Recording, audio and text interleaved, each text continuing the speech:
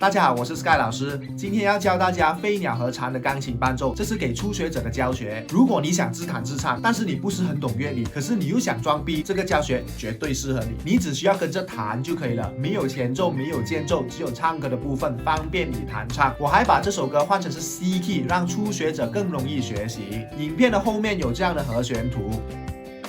你可以看清楚每一个和弦的指法，所以你要记得要看到最后哦。影片开始前，让我做个调查：你为什么要学钢琴伴奏？1. 要装逼，2. 要唱给追求对象，3. 自己玩玩。